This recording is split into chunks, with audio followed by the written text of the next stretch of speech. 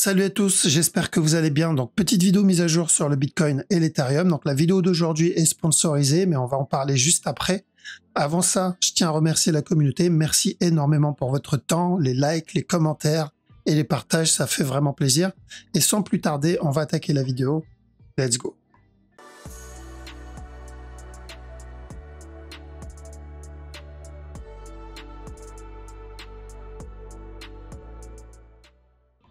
Alors, avant de commencer l'analyse, donc pour ceux qui sont intéressés par quel exchange j'utilise pour le trading crypto, donc je passe toujours par BitGet. D'ailleurs, on m'a demandé de faire une analyse sur le BGB, donc c'est le coin de BitGet qui n'arrête pas d'exploser depuis plusieurs semaines. Donc, on va faire une analyse moyen terme, long terme et court terme aussi. Et pour ceux qui ont déjà du BGB ou qui comptent quand même prendre du BGB, à savoir qu'il y a le launchpad pour le token Halo qui commence demain. Donc les inscriptions, c'est le 28, donc c'est bien demain, s'il y en a qui sont intéressés. Donc pour ceux qui veulent ouvrir un compte chez BitGet et profiter du bonus des 10% sur les frais futurs, le bonus sur le premier dépôt et aussi le bonus d'inscription jusqu'à 8000 $. Donc n'hésitez pas, vous avez le lien dans la description. Après, pour l'analyse du BGB, donc on va commencer par la grosse structure en A. Et on est dans une tendance haussière, donc une grosse uptrend avec une grosse impulsion ici. Alors, faire attention parce que rentrer dans cette zone pour du long terme, je parle toujours trading long terme, c'est peut-être pas une bonne idée. Si c'est pour DCA et l'objectif c'est de garder plusieurs années, c'est une autre histoire, mais là je parle de optimiser son point d'entrée. Nous, ce qu'on veut, c'est plutôt un flat ici ou un petit flat là-dedans. Point d'entrée ici ou point d'entrée dans cette zone. C'est ça qu'on recherche. Car un point d'entrée optimisé, c'est plutôt ça. Donc la prochaine étape que j'attendrai dans cette time frame pour cette structure, ça serait une correction ici. Qui revienne corriger et chercher un point d'entrée dans cette zone. Et donc ça, c'est pour minimum venir corriger cette impulsion. À garder en tête qu'à un moment ou un autre, il viendra corriger tout le up qu'il a donné. D'accord? Donc s'il vient corriger uniquement cette impulsion, on aura une petite correction dans cette time frame. Donc ça va être du daily, d'accord? Même s'il vient péter le top encore une fois, à chaque nœud plus haut, il va falloir attendre cette correction. Et là, ça peut être une opportunité. Donc, en gros, si je vais acheter en daily, j'attendrai plutôt cette correction. Et le jour où il viendra corriger tout le up, ça sera une correction beaucoup plus grande qui va mettre beaucoup plus de temps, d'accord? Donc ça, on le garde bien en tête. Si j'achète ici, faut accepter le fait que je me retrouve dans une structure corrective 4 heures ou peut-être plus. Ok, donc c'est un risque. Donc je préfère attendre plutôt cette correction si je veux vraiment m'intéresser à la structure daily et au-dessus. Ensuite, pour la structure 4 heures, donc on est venu, on a bien eu le up ici, petit flag, up, petit flag et un nouveau plus haut ici. Là, le retournement avec un petit running là-dedans et un petit up ici. Donc, pour moi, ce qu'il est en train de faire ici, c'est le départ d'une structure corrective 4 heures. D'accord?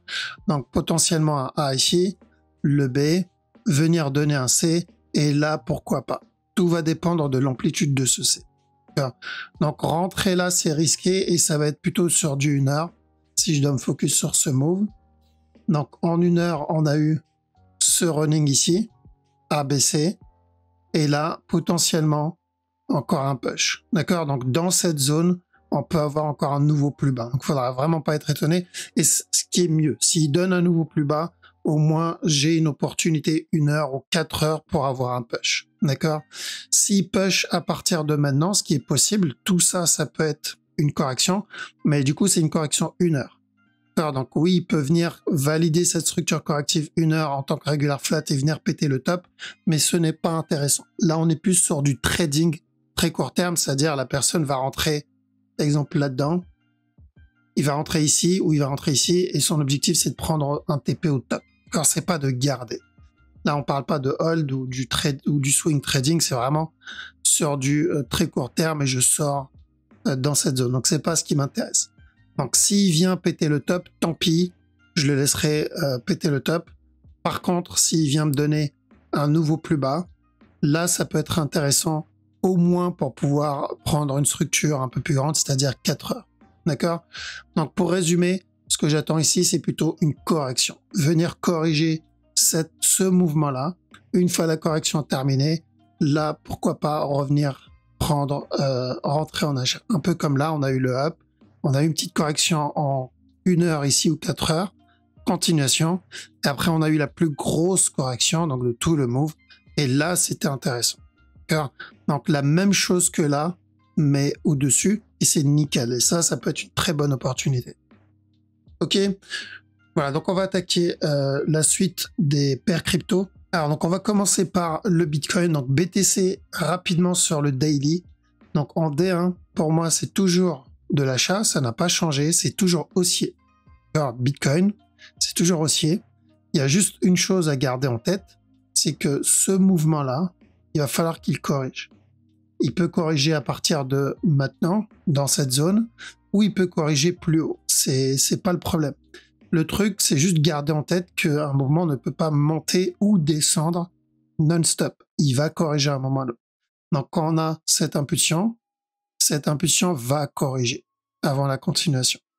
Quand on a une impulsion, l'impulsion va corriger avant la continuation. Quand on a une impulsion, l'impulsion va corriger avant la continuation. Car ça fonctionne comme ça. Et si on veut pas y croire, parce que je sais, il y en a, ils veulent pas y croire, dès qu'ils voient une impulsion, c'est toujours la même chanson, vaut mieux rester à l'écart de la structure. Parce que la structure bouge 99% du temps de cette manière. Donc, savoir ça, c'est important. Pourquoi? Parce que je me dis, ok, si je décide d'acheter là-dedans et que le marché commence à monter et corriger, je n'ai pas besoin de paniquer dans cette zone. Je me dis pas, ok, zut, ça y est, c'est la fin du monde, je coupe mon ordre. Non.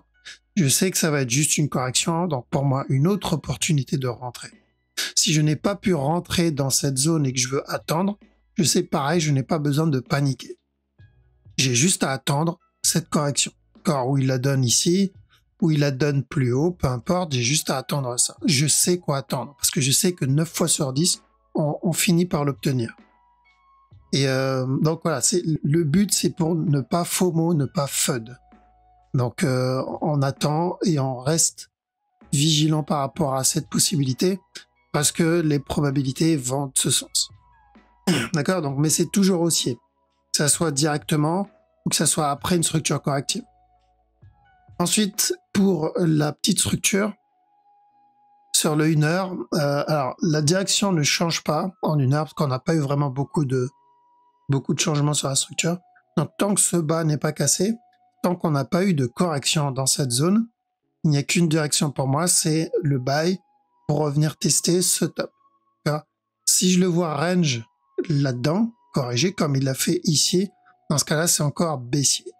Si je le vois exploser parce qu'il y a une news ou peu importe la raison, dans ce cas-là, pour moi, on est en train d'entamer cette structure corrective 4 heures qu'on n'a toujours pas eu. Pour le moment, on l'a toujours pas eu.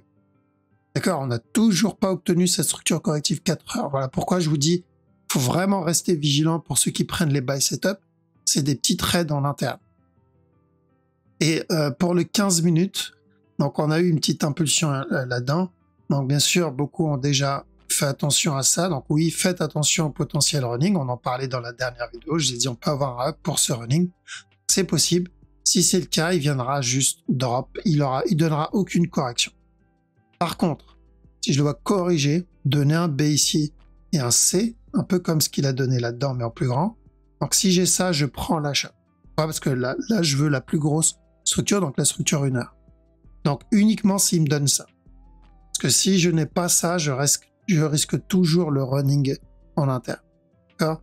Si j'obtiens un B et un C, je pars pour le up. Donc ça, c'est vraiment pour le trading court terme, même très court terme. Ceux qui surveillent le 1 heure, dans ce cas-là, on le laisse se développer en 1 heure. S'il vient péter le plus bas, on attendra une autre opportunité ici. Si je le vois range ici, voilà, j'ai mon opportunité, c'est bon, je peux rentrer. Donc toujours de l'achat pour la structure 1 heure, Ethereum aussi. Donc c'est toujours de l'achat. Attention au running ici en interne, ça on l'avait déjà vu aussi. Mais si je le vois range ou corriger là-dedans, l'objectif c'est revenir péter le top. Pour la structure 4 heures, on l'a toujours pas obtenu, donc ça serait bien qu'il valide au moins le running, ça peut être pas mal.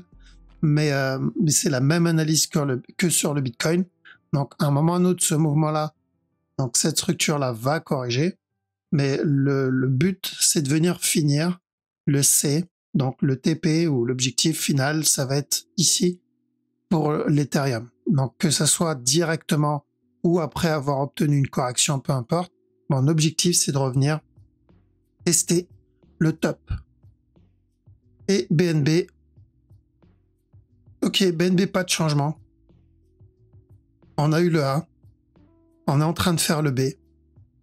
Tant que ce bas n'est pas cassé, pour moi, c'est toujours de l'achat. Car d'ailleurs, BNB, il est vraiment pas dégueulasse. Et chercher des buy setup, ça peut être pas mal. Comme pour le Bitcoin et comme pour l'Ethereum. Attention, attention au running ici. Donc même s'il revient tester le bas, personnellement, je tente les buy setup pour revenir tester le top. D'accord, BNB, j'aime bien. C'est vraiment pas mal. Et il faudra juste faire attention. Pourquoi? Parce que une fois le top cassé, donc s'il valide bien notre B là-dedans, on se retrouve avec un regular flat. Ça comme A, ça comme B, plus qu'à attendre le C, et ensuite la continuation, tranquillement. Et ça, c'est une structure corrective 4 heures. Ça serait parfait parce que là, on a la correction 4 heures, chose qu'on n'a pas sur le Bitcoin. Et donc Bitcoin, on peut avoir un running, comme on l'a dit, donc on a eu ce drop, on a eu un up ici, et là, on est en train de corriger. Donc on peut avoir, le mouvement vient d'en bas, on peut avoir ça, ensuite un drop, valider un running, et ensuite une continuation. Ce qui pourrait être cohérent avec ce que fait le BNB. D'accord, donc ce up là, donc on pourra avoir le up ici, ensuite le drop là, venir donner le drop pour le C, et ensuite la continuation pour finir le running, et ici la continuation pour finir le regular, ou peut-être un futur running. D'accord, donc les structures coïncident et en termes de correction, ça a l'air plutôt propre, mais on est qu'au début de ça. Alors, ce serait bien qu'il développe, au moins on arrive à la dernière partie de cette structure corrective, mais on sera sur du 4 heures s'il confirme bien cette structure. Ok, voilà, donc je pense qu'on a fait le tour. Du coup, toujours haussier pour moi le Bitcoin pour le 1 heure. Et on n'a toujours pas obtenu la structure 4 heures parce que c'est la question qu'on me pose régulièrement. Est-ce qu'on a entamé cette structure 4 heures? Pour le moment, non. D'accord? Pour le moment, non. Je vous dirai quand on l'aura fini ou quand on l'aura entamé. Ok? Voilà, donc je vous laisse ici. Passez une très bonne journée. Je vous dis à la prochaine.